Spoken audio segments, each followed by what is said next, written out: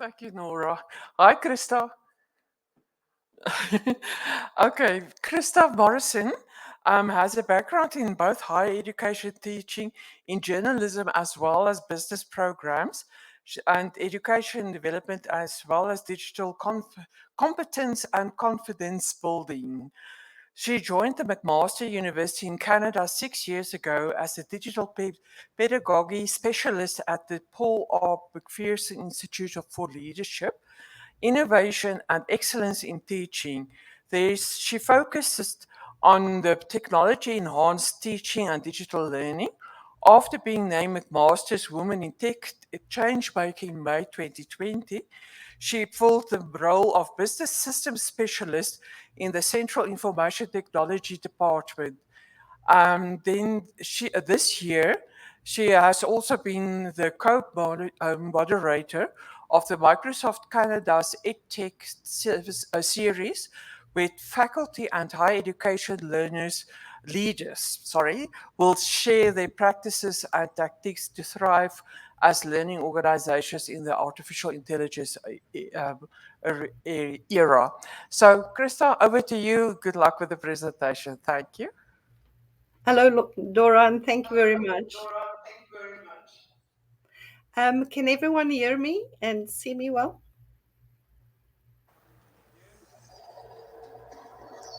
Thank you. So it's an absolute honor to join you today. I'm very grateful for not only the people, Dora, Nora, and everyone involved in this conference, but also for the technologies that enable this.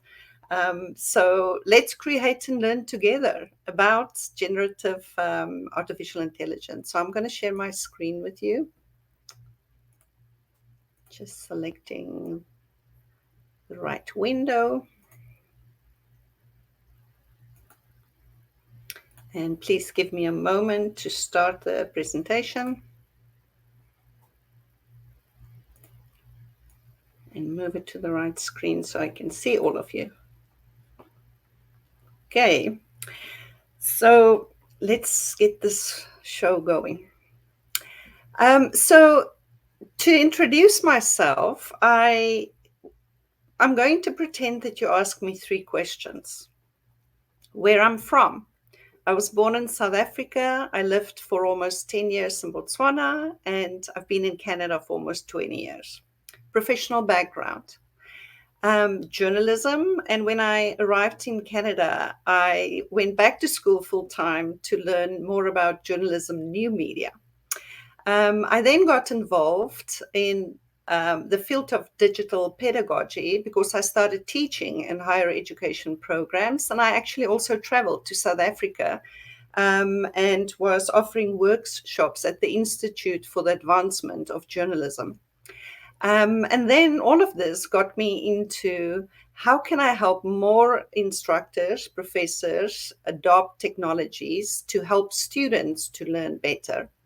And I would say my passions are that I'm very future focused and that I love building competence and confidence in those using technologies. So from here, if you want to know anything more about me, I welcome all questions and you can connect with me on LinkedIn. But I'm sure after lunch you feel like fun. Let's have some fun.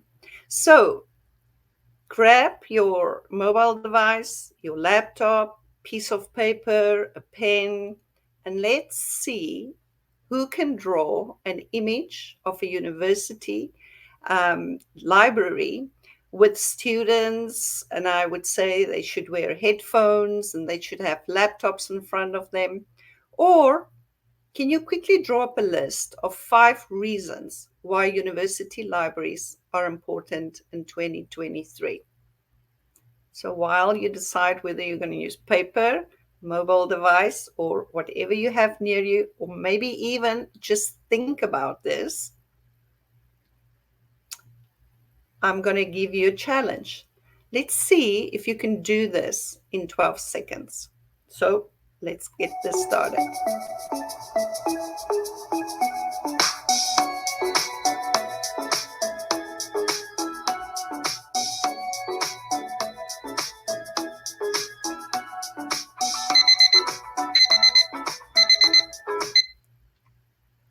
How did you do? Well, I asked Bing app on my iPhone to do the same. The prompt was, please create an image of university students with headphones and laptops in a library. And the Bing app, chatbot app on my iPhone, created this image within 10 seconds. I then used ChatGPT, which is another chatbot. I used it on my laptop and I typed in the question, list 5 reasons for why university libraries are important in 2023. ChatGPT took 6 seconds to present the information in this format to me. So let's take a moment and think about our human limitations, how much we can process and do in 12 seconds. And then let's think about artificial intelligence and the time it takes and the processing power it has to create content. But how did these chatbots, Bing Chat and ChatGPT, generate the content? What else can they do? Let's try and break it down in simple to understand concepts. First of all, I want you to know that this is an emerging technology. Generative AI is an emerging form of artificial intelligence that uses machine learning, so it learns all the time, to generate new content by analyzing and processing vast amounts of data that it's find from different sources. Generative AI tools today can generate text, images, 3D images, video, sound, and code from simple text or voice prompts. Like I used my voice to ask Bing Chat to create that image, and I used type text to ask ChatGPT to create that list. But where does it get the data from? This is a really important thing to understand and to think about.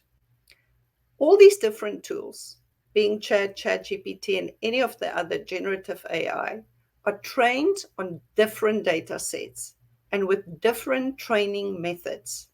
This can include data from books, websites, social media sites, open resources, etc. Also, the data that we input in these tools are being used to help train these tools further.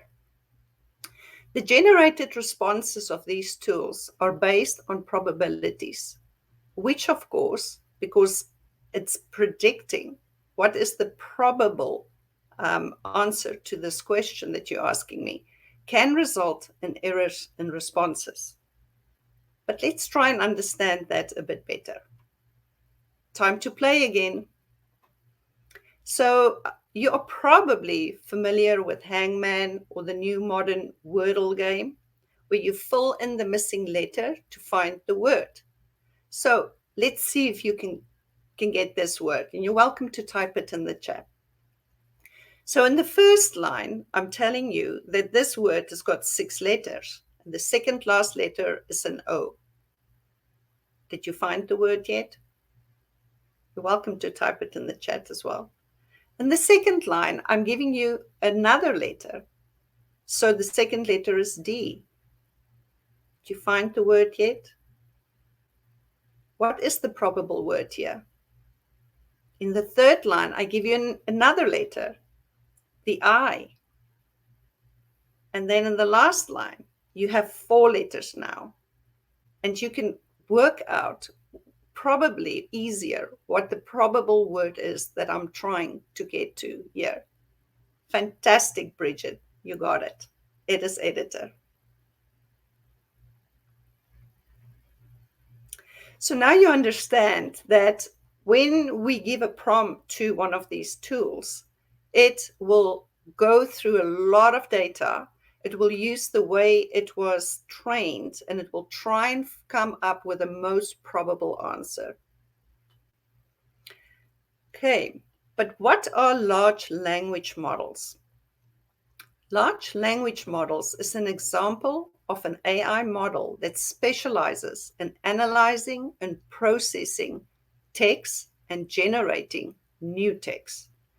Different LLMs have distinct and very large data sets and employ unique training methods. To try and understand how big this is and why AI is so powerful, you can find wonderful analogies and explanations online. One that I saw broke it down into, if a human being um, is awake for 16 hours every day of their life and they live for 80 years, and in those 16 hours a day, they receive inputs through audio and any other input. It will take them 1.5 lifetime at this point to be able to have access to the amount of data that one of these typical large language models have today. So we are totally limited in terms of what we can process and how much data we can draw upon to come up with answers in comparison with AI. So, what are examples of large language models? You probably heard about ChatGPT 3.5, ChatGPT 4, Palm 2. In the first two lines, the LLM is GPT 3.5 and GPT 4. But what is ChatGPT? Because we hear this word so often. ChatGPT is OpenAI's, the company OpenAI's chatbot that's built on their GPT language model. Other chatbots that we've already started mentioning here is Microsoft Bing Chat. Bing Chat at this point is making use of the GPT-4 language model. And then the recently released Google Bard is built on the Palm 2 language model. And there's, of course, many, many more chatbots and many, many more large language models. On the right of my screen, you can see this is where I made use of Bing Chat to also ask, list the importance of university libraries and please keep it to 5. So that is a typical example of a prompt. And of course, if you think back what I told you about myself, how much do you know about uh, where I was involved in higher education teaching?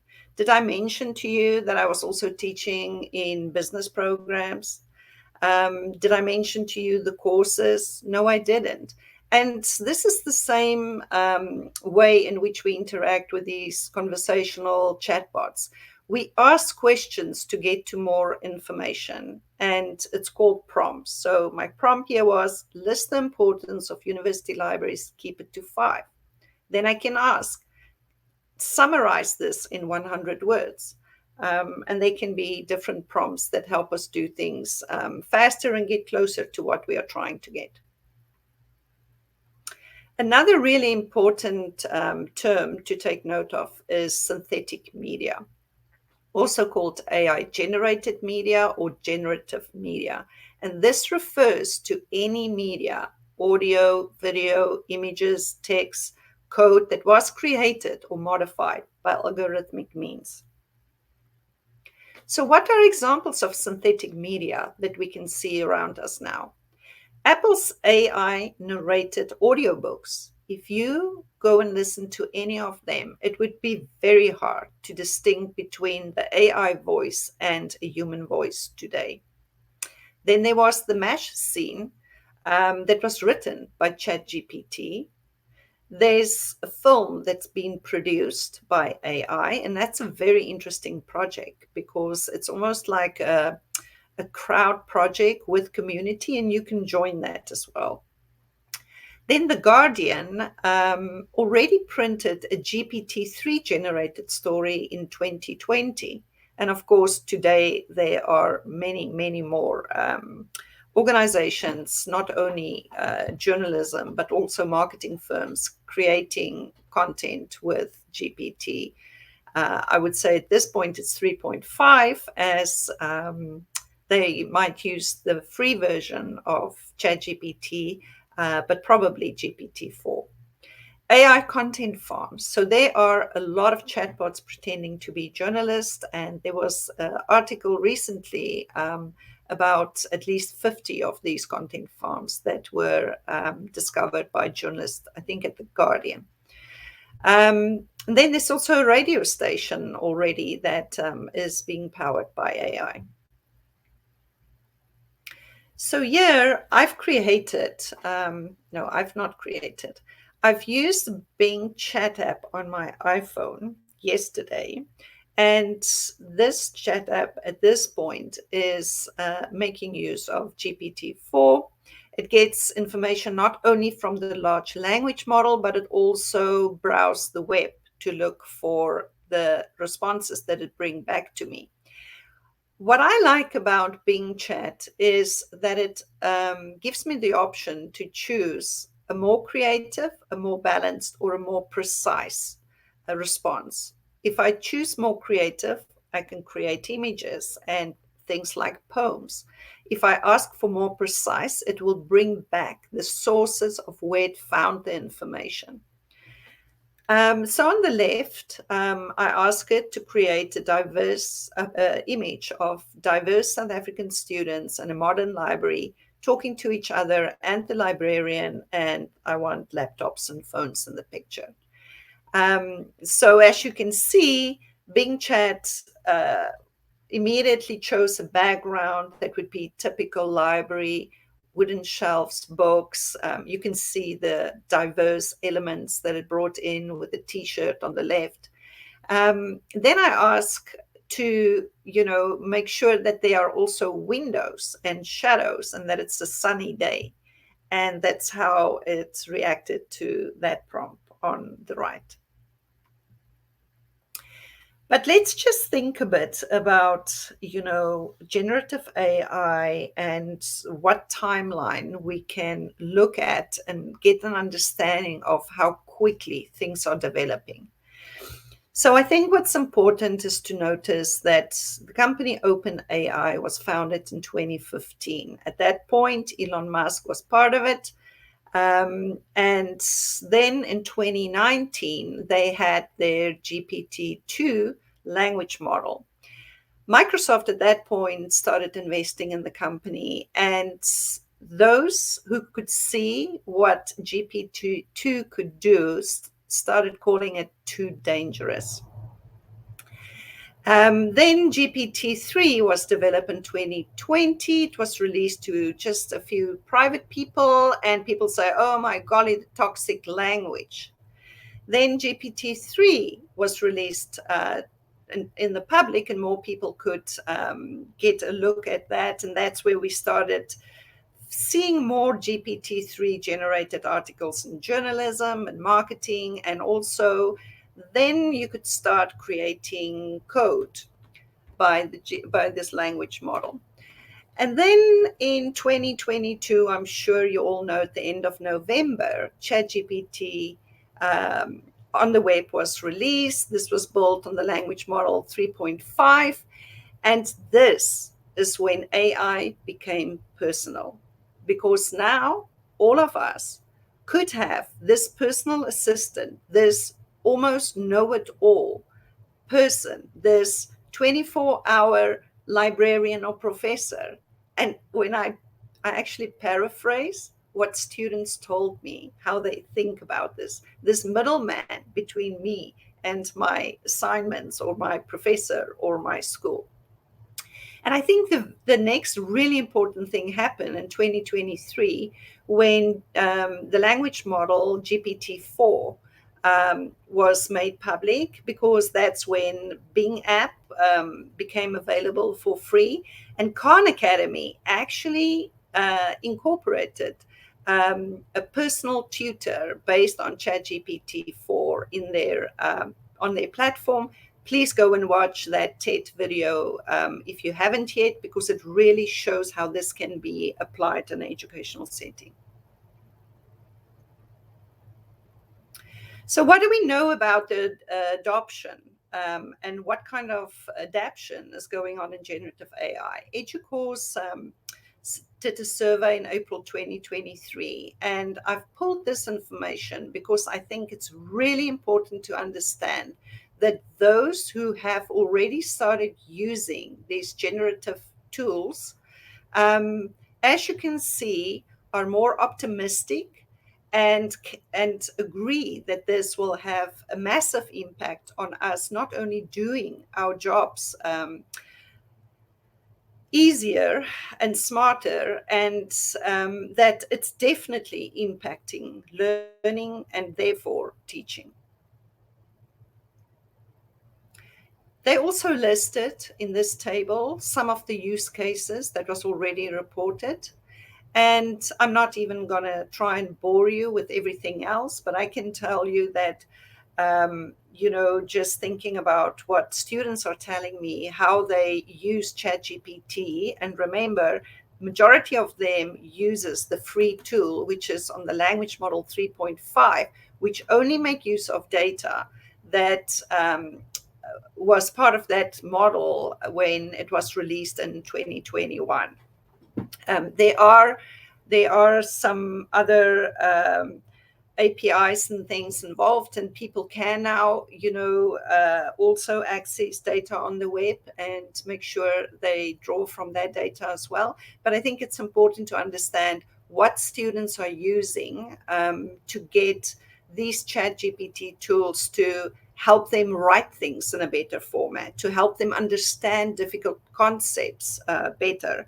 And the fact that they have access to this 24/7 if they are in the position to have access to the internet, of course.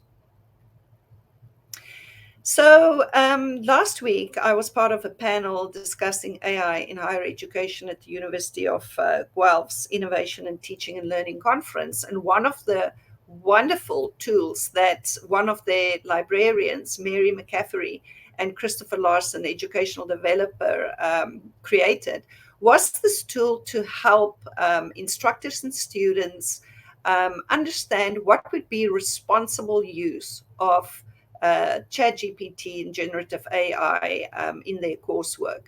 I have created this QR code for you. So if you lift your phones now and you can open this link, or go to bit.ly AI use guide, then you will get access to this. I think this is a brilliant example of how librarians collaborate with faculty and support staff to help us figure out how to use generative AI in a responsible manner.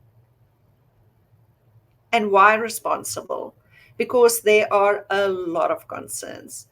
I'm sure you've even thought about, or read about all the copyright concerns. How do we cite that we have used generative AI? How can we verify that whatever was generated is based on the truth? You've heard the term hallucinations. That is when these generative tools make up things that is not based on what is found in the data model, or that's even true. What about plagiarism? Where did it get the data from? What about the impact of this on workers and how our jobs will be affected? How will we be supported in our own learning and professional development? What about the fact that every time you ask it to generate something, you can give it the same prompt, but it will create something else? What about unethical or illegal practices? How do we make sure that the data that we put in by giving a prompt is private, that we can choose for it not to be included in that language model, for the choice for this not to exist afterwards? What about cybersecurity? What about bias? When I asked Bing Chat to create a picture of students in Southern Africa, it did not include a student, a European-looking student. What about AI literacy? How do we learn about the new terminologies? How do we understand how these technologies work? And then, of course, if there's so much in terms of synthetic media that gets created and that's easy to distribute, and there are content farms, like how will we control what people believe, what they value, what they read, what they watch? And then, of course, I am worried about mental health as well. When I, sit here with my Bing chat and I learn about things, it's a really wonderful experience. I often think, like, I don't know of any other human being who give me back all of this kind of deep information, and all the time it's so kind in its responses to me. So I think there's a real risk of us preferring to learn with these technologies and to spend a lot of time with them, so becoming even more disconnected from human experiences. So what can we do right now? I think, if we want to talk about responsible AI, we need to take responsibility. There are a lot that we need to figure out collaboratively. What should human beings focus on, and what will we use AI for? Who creates the expressive content, and who can create, or what can create, the more routine content? Which intelligence should draw up the drafts? Which should enrich it? Where are we in terms of percentage involvement in creating anything, verifying, editing? I just saw a friend of mine posting today that they used an AI app. They've uploaded the short novel that they wrote, and the AI could successfully, in a few seconds, summarize it, answer questions about it, etc. How do we figure out how to use the tools to do better work and to get us closer to the truth? This has already been such a challenge in the world over the last 10 plus years. What about provenance? What about copyright? What about citation, references? What about AI literacy? I think all of these are areas where all the stakeholders at higher education institutions and research institutions can get involved in and should get involved in. So my last words to you is, let's make intelligent decisions together. Let's involve students. Let's think in contemporary ways, not only traditional. Let's go beyond human limitation. Let's create and learn together about and with generative AI. Thank you.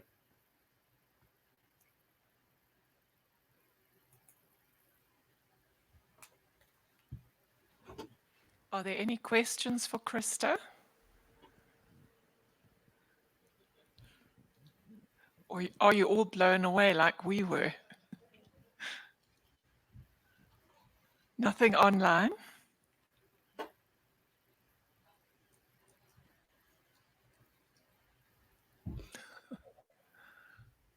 Not missing any.